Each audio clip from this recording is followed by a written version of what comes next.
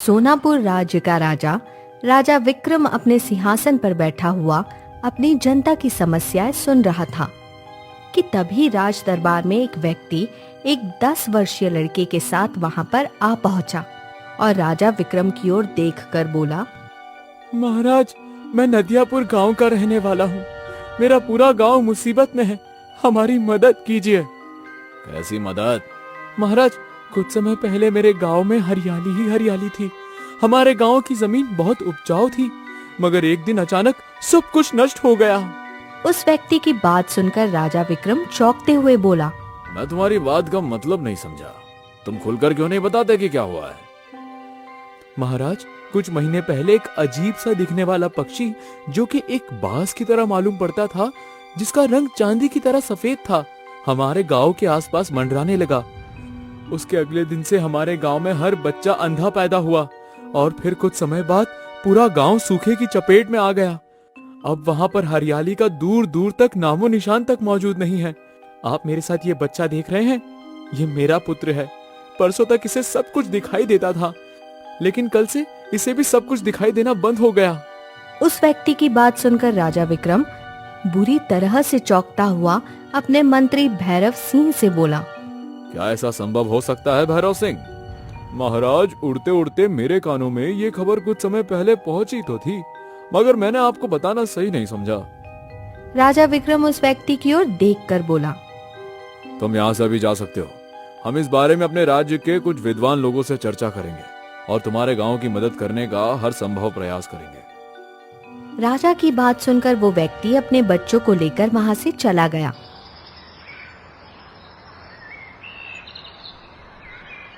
शाम के समय राजा विक्रम अपने महल की छत पर टहलता हुआ अपने मंत्री भैरव सिंह से बोला, राज दरबार में मुझे कुछ कहना ठीक नहीं लगा था मंत्री, लेकिन अब मुझे पूरी बात बताओ। जब तुम्हें पता था कि ऐसा कुछ हो रहा है तो तुमने मुझे क्यों नहीं बताया? महाराज, मैं बुरी तरह से डर गया था। मुझे लगा कि कहीं उस राज्य के लोग हमारे गांव की सीमा में घुस आए तो कहीं हमारे राज्य की दशा भी उनके ही गांव की तरह ना हो जाए। तुमने बिल्कुल सही काम किया मंत्री। मैं भी उस व्यक्ति की बात सुनकर बुरी तरह से घबरा गया था। मुझे लगता है कि हमें इस मामले में नहीं पड़ना चाहिए। तभी वहां पर राजा विक्रम की पत्नी रानी रुक्मणी आ पहुंची, जो कि राजा विक्रम और मंत्री भैरव की बात सुन रही थी। रुक्मणी अपने पति राजा विक्रम की ओर देखकर बोली, ये आप कैसी बात कर रहे हैं? आप इस राज्य के राजा हैं और वो गांव आपके राज्य के अधीन है। उनकी मदद करना आपका कर्तव्य है। महारानी, मैंने कितनी बार कहा है कि राज्य के मामले में कम दखलंदाजी दिया करो। मैं तो आपको सिर्फ आपका कर्तव्य याद दिला रही थी। सोचिए जरा, अगर वही जादुई पक्षी हमारे महल के आसपास मंडराता और हमारे राज्य का हाल भी उस गांव जैसा हो जाता तो क्या आप ऐसी ही बात करते? इतना बोलकर रानी रुक्मणी क्रोधित होती हुई वहां से चली गई और अपने कक्ष में टहलने लगी। तभी रानी रुक्मणी का 20 वर्षीय पुत्र राजकुमार अशोक वहां पर आ पहुंचा। अपनी माँ को क्रोधित अवस्था में देखकर वो अपनी माँ की ओर देखकर बोला, क्या हुआ माँ? आपके चेहरे पर ये क्रोध कैसा झलक रहा है? रानी रुक्मणी राजा विक्रम और मंत्री भैरव सिंह की आपस में हुई सारी बातचीत अपने बेटे अशोक को बताती हुई बोली, अब तुम ही बताओ राजकुमार, क्या ये सही है या गलत? ये बहुत गलत है माँ। पिताजी को अपने कर्तव्य से मुंह नहीं मोड़ना चाहिए। लेकिन आप चिंता मत करिए, अगर पिताजी इस मामले में दखल नहीं देना चाहते तो कोई बात नहीं। मैं उस गांव की मदद करूंगा और ये जानने का हर संभव प्रयास करूंगा कि आखिर उस जादुई पक्षी का रहस्य क्या है। राजकुमार अशोक ने इतना कहा ही था, तभी राजा विक्रम और मंत्री भैरव सिंह घबराते हुए वहां पर आ पहुंचे। राजकुमार अशोक अपने पिता की ओर देखकर बोला, क्या हुआ पिताजी? आप इतने घबराए हुए क्यों हैं? मैं और मंत्री महल की छत पर आपस में बातचीत कर रहे थे कि तभी आसमान में एक पक्षी जो देखने में बाज जैसा मालूम पड़ता था, महल की छत पर मंडराने लगा। उसका रंग चांदी जैसा सफेद है। वो अभी भी मंडरा रहा है। ये सुनते ही राजकुमार अशोक दौड़ता हुआ महल की छत पर जा पहुंचा। उसने देखा कि एक बाज महल की छत पर बैठा हुआ महल को घूरे जा रहा था। अचानक वो उड़ता हुआ अशोक की नजरों के सामने से गायब हो गया। अगले दिन सोनापुर राज्य में हाहाकार मच गया। सोनापुर राज्य के आधे लोगों को दिखाई देना बंद हो गया। राजा विक्रम चिंतित अवस्था में अपने महल के बाहर टहल रहा था कि तभी एक किसान दौड़ता हुआ राजा विक्रम के पास आकर बोला, महाराज, कल आपके आदेश अनुसार ही हमारे राज्य की फसल काटी गई थी, जो कि आज सुबह ही सूख गई। क्या कहना चाहते हो तुम? महाराज, मैं ये कहना चाहता हूँ कि सारी फसल खराब हो गई। कुछ ही देर के बाद बहुत से किसान राजा विक्रम के पास फसल खराब होने की शिकायत लेकर आने लगे। ये देखकर राजा विक्रम बुरी तरह से घबराता हुआ अपने मंत्री से बोला, इस तरह से तो मेरा राज्य बर्बाद हो जाएगा। आखिर ये हो क्या रहा है मंत्री भैरव? सुबह से लेकर अब तक राज्य के आधे लोग अंधे हो चुके हैं और अब राज्य की फसल भी खराब होनी शुरू हो गई। महाराज, अगर सारी फसल खराब हो चुकी है तो हम सब भूखे मर जाएंगे और आसपास का कोई भी राज्य हमारी मदद नहीं करेगा। राजा विक्रम क्रोधित होता हुआ बोला, आखिर नदियापुर गांव के उस व्यक्ति को महल में आने की जरूरत क्या थी? अगर तुम मुझे पहले बता देते तो मैं नदियापुर गांव के लोगों को अपने राज्य में आने की रोक लगा देता। तभी वहाँ पर राजा का पुत्र राजकुमार अशोक आकर बोला, इसमें नदियापुर गांव के उस व्यक्ति का कोई दोष नहीं। ये तो बेचारा अपने गांव की समस्या लेकर आपके पास आया था। तुम्हें नदियापुर गांव के व्यक्ति की चिंता है राजकुमार? तुम्हें कुछ अंदाजा भी है हम कितनी बड़ी मुसीबत में घिर चुके हैं? बड़ी से बड़ी मुसीबत का सामना लड़कर किया जाता है पिताजी, ना कि इस तरह बातें करने में समय बर्बाद करके किया जाता है। मैं इस रहस्य की गहराई में जाऊंगा। मैं पता लगाऊंगा कि आखिर उस जादुई पक्षी का रहस्य क्या है कि वो जहां भी मंडराता है तबाही लेकर आता है। मुझे आशीर्वाद दीजिए। अपने पुत्र की बात सुनकर राजा विक्रम अपने पुत्र की ओर गौर से देखते हुए बोला, मेरा आशीर्वाद तो हमेशा तुम्हारे साथ ही है राजकुमार। आने वाले कल में मैं तुम्हें इस राज्य का राजा बनाने वाला हूँ। अपने पिता की बात सुनकर राजकुमार अशोक तुरंत घोड़े पर बैठ गया। तभी राजा विक्रम अपने बेटे अशोक की ओर देखकर बोला, लेकिन तुम इस रहस्य का पता लगाओगे कैसे? हमारे राज्य के घने जंगल में जमुना नाम की एक तांत्रिक रहती है। मुझे विश्वास है कि वो जरूर इस बारे में कुछ न कुछ जानती होगी। लेकिन वहां तक पहुंचना बड़ा मुश्किल है अशोक। मैंने सुना है जमुना जहां रहती है वहां घना जंगल है, जहां कोई भी आसानी से नहीं पहुंच पाता। जो भी हो पिताजी, पर मैं उसके पास जाकर रहूंगा। इतना बोलकर राजकुमार अशोक अपने घोड़े पर बैठकर वहां से निकल गया। कुछ घंटों बाद राजकुमार का घोड़ा घने जंगलों के बीच बनी हुई कटीली झाड़ियों में दौड़े जा रहा था। 2 दिन लगातार घने जंगलों से गुजरने के बाद राजकुमार अशोक को एक झोपड़ी नजर आई।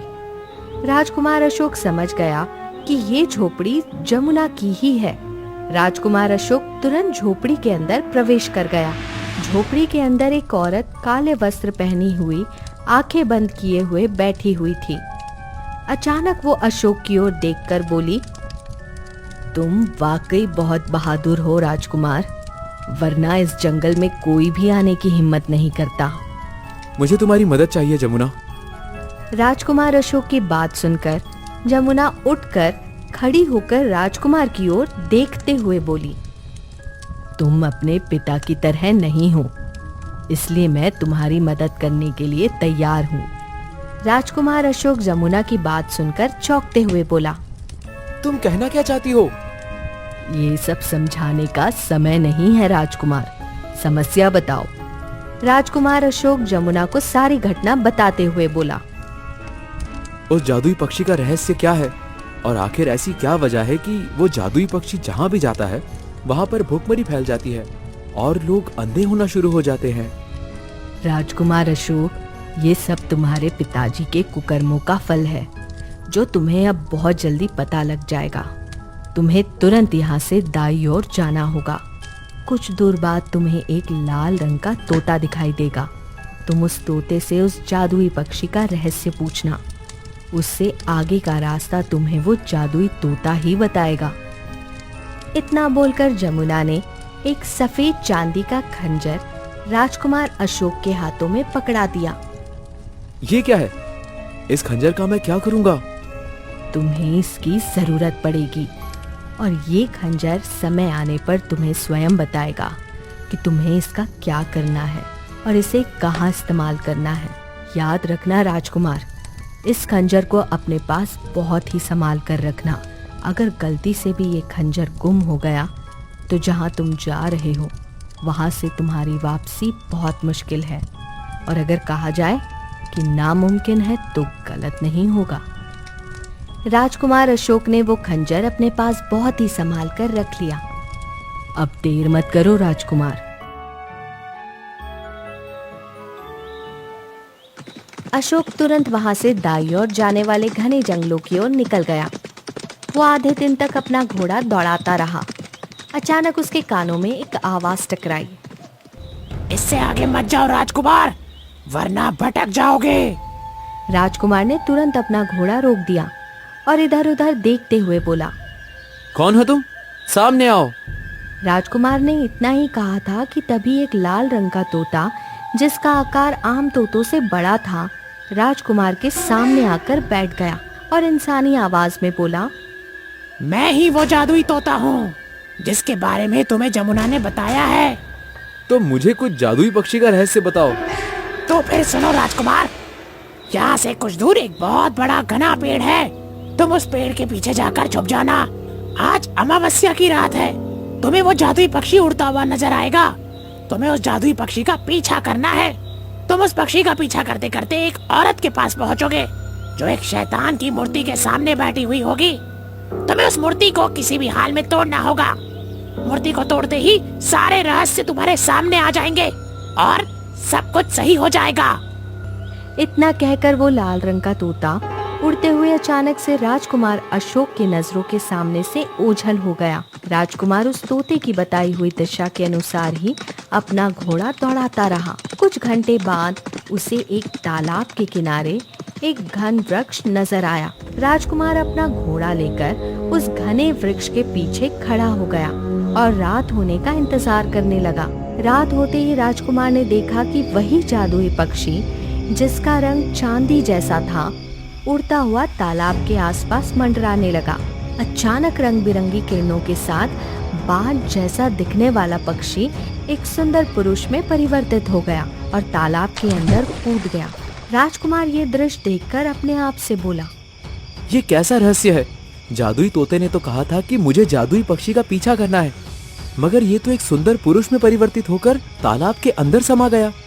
मुझे भी तालाब के अंदर ही जाना चाहिए।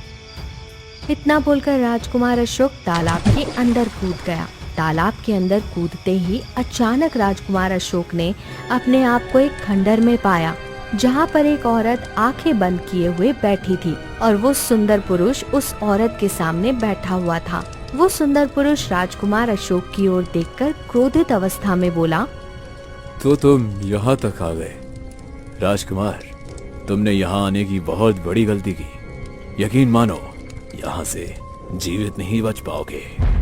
उस पुरुष की बात सुनकर राजकुमार अशोक ने तुरंत अपनी तलवार निकाल ली और उसे पुरुष की ओर दिखाकर बोला, कौन हो तुम और ये सब क्या रहस्य है? तुम पक्षी के रूप में परिवर्तित होकर जहाँ भी जाते हो वहाँ तबाही लाते हो। राजकुमार ने इतना कहा ही था कि तभी उसके कानों के पीछे से एक भारी आवाज टकराई। तुम इसका रहस्य कभी नहीं जान पाओगे राजकुमार। अब वो दिन दूर नहीं जब तुम्हारा पूरा राज्य तबाह और बर्बाद हो जाएगा। राजकुमार ने जैसे ही पलट कर देखा तो उसके सामने एक तांत्रिक खड़ा हुआ अपनी लाल आंखों से घूरे जा रहा था। अचानक उस तांत्रिक की आंखों में लाल रंग की किरणें निकलने लगी। अगले ही पल राजकुमार ने अपने आप को एक पिंजरे में बंद पाया। तांत्रिक हंसता हुआ राजकुमार की ओर देखकर बोला, अब तुम सारी जिंदगी इस पिंजरे में बंद रहोगे और भूखे प्यासे तड़प तड़प कर मर जाओगे, जिस तरह से तुम्हारे राज्य की जनता भूख प्यास से तड़प तड़प कर मरेगी। तभी वो औरत उठकर खड़ी हो गई और राजकुमार की ओर देखकर बोली, ये सब तुम्हारे पिता के कुकर्मों का फल है। ये क्या बकवास कर रही हो तुम? तुम कौन हो और तुम ऐसा क्यों कर रही हो? वर्षों पहले मैं भी एक आम औरत थी। मैं भी नदियापुर गांव में ही रहती थी। जब मेरा पुत्र 1 वर्ष का हुआ तो मेरे पति का देहांत हो गया। पति के देहांत के बाद मेरे भूखे मरने की नौबत आ गई। मैंने नदियापुर गांव के हर घर का दरवाजा खटखटाया, मगर मुझे कोई मदद नहीं मिली। थक हार मैं सोनापुर राज के राजा विक्रम के पास मदद मांगने के लिए पहुंची, मगर उस वक्त राजा अपने पुत्र राजकुमार को खिलाने में व्यस्त था। वो मेरी बात सुनकर क्रोधित हो गया और उसने मुझे धक्के देकर अपने महल से बाहर निकाल दिया। ये देखकर मेरा संसार सब मोह भंग हो गया और मैं जंगलों की तरफ निकल गई। तब मेरी मदद इस तांत्रिक ने की, मुझे काला जादू करना सिखाया। मैंने काला जादू की शक्ति के बल पर अपने पुत्र को इतना शक्तिशाली बना दिया है कि वो किसी का भी रूप धारण कर सकता है। पहले मेरा पुत्र बाज के रूप में नदियापुर का हो गया और फिर उसके बाद राजा के महल में। जिस तरह भूख और प्यास से मैं और मेरा बेटा तड़पे थे, उसी तरह से मैं तुम्हारे राज्य के हर गांव को भूख और प्यास से तड़पा दूंगी। हम माँ बेटे की भूख देखकर जिस तरह से तुम्हारा पिता देखकर भी अंधा हो गया था ना, और नदियापुर गांव के लोगों ने भी हमारी भूख और प्यास को अनदेखा कर दिया था, उसी तरह मैं उन सबको वास्तविकता में अंधा बनाकर छोड़ूंगी। उस औरत की बात सुनकर राजकुमार अशोक बोला, तुम्हारे साथ जो भी हुआ है वो गलत हुआ है। मैं अपने पिता और नदियापुर गांव की तरफ से तुमसे क्षमा मांगता हूँ। तुम्हें क्या लगता है मैं इतनी आसानी से क्षमा कर दूंगी? नहीं, मैं उन सबको तबाह और बर्बाद कर दूंगी। तभी अचानक राजकुमार अशोक के कपड़ों में छुपे हुए खंजर से एक इंसानी आवाज आई। राजकुमार, इस औरत और उसके बच्चे के ऊपर तांत्रिक ने काला जादू कर रखा है। इन माँ और बेटों का दिमाग स्वयं इनके बस में नहीं, बल्कि उनकी सोच पर इस तांत्रिक ने कब्जा कर रखा है। देर मत करो, इस खंजर को शैतान की मूर्ति के ऊपर फेंक दो। राजकुमार ने बगैर देरी किए हुए अपनी जेब से खंजर निकाल लिया। खंजर देखकर तांत्रिक चीखता हुआ बोला, ऐसा मत करो। मगर राजकुमार ने तुरंत वो खंजर शैतान की मूर्ति के ऊपर फेंक दिया। अचानक मूर्ति में एक धमाका हुआ और वो टुकड़े टुकड़े हो गई। अगले ही पल वहाँ पर काला धुआं फैलने लगा। राजकुमार अशोक बेहोश हो गया। कुछ क्षण बाद राजकुमार अशोक को होश आ गया, मगर उसने अपने आप को जमुना की झोपड़ी के अंदर पाया। उसने देखा कि वही औरत और उसका पुत्र हक्का बक्का इधर उधर देख रहे थे। तभी जमुना की आवाज वहाँ पर गूंजी, घबराओ मत, शैतान का पुजारी तांत्रिक खत्म हो चुका है। राजकुमार अशोक जमुना की ओर देखकर बोला, ये सब क्या रहस्य था? दरअसल वर्षों पहले तुम्हारे पिता ने इस बेचारी औरत की मदद नहीं की। ये अपने पुत्र को लेकर जंगल की तरफ निकल आई और इसका फायदा उस शैतान के पुजारी तांत्रिक ने उठाया, जिसे राजा विक्रम के पिता यानी कि तुम्हारे दादा ने अपने राज्य से बेदखल कर दिया था, क्योंकि वो तांत्रिक वर्षों पहले तुम्हारे ही राज्य में रहता था। जब तुम्हारे दादा का शासन हुआ करता था, वो निर्दोष लोगों की बलि लेता था और इसी बात से क्रोधित होकर तुम्हारे दादा ने उसे अपमानित करके राज्य से बाहर निकाल दिया था। जब उस तांत्रिक की नजर इस विधवा स्त्री और इसके बेटे पर पड़ी, तो उसने इसका फायदा उठाया बदला लेने के लिए। तुम्हारे दादा एक बहुत पहुँचे हुए साधु थे। उन्होंने अपने राज्य और राज्य के हर एक गांव में उस तांत्रिक से बचने के लिए एक अभिमंत्रित दायरा बना रखा था। इसलिए उस तांत्रिक ने इन दोनों माँ और बेटे का फायदा उठाया और इन्हें अपनी काली दुनिया में ले गया और काला जादू से इन दोनों माँ बेटे के दिमाग को अपने वश में कर लिया। इन सब में इस बेचारी और इसके पुत्र का कोई दोष नहीं। राजकुमार अशोक उस औरत और उसके पुत्र की ओर देखकर बोला, तुम्हारे साथ मेरे पिता ने बहुत गलत व्यवहार किया था। आज से तुम दोनों मेरे ही राजमहल में रहोगे। तुम मेरी माँ की तरह हो और तुम्हारा बेटा मेरे छोटे भाई की तरह। ये सुनकर जमुना के होठों पर मुस्कुराहट आ गई। राजकुमार अशोक उस औरत और उसके पुत्र को लेकर राजमहल आ गया। सोनापुर और नदियापुर गांव में सब सही हो चुका था। राजकुमार अशोक को देखते ही राजा विक्रम ने उसे गले लगा लिया।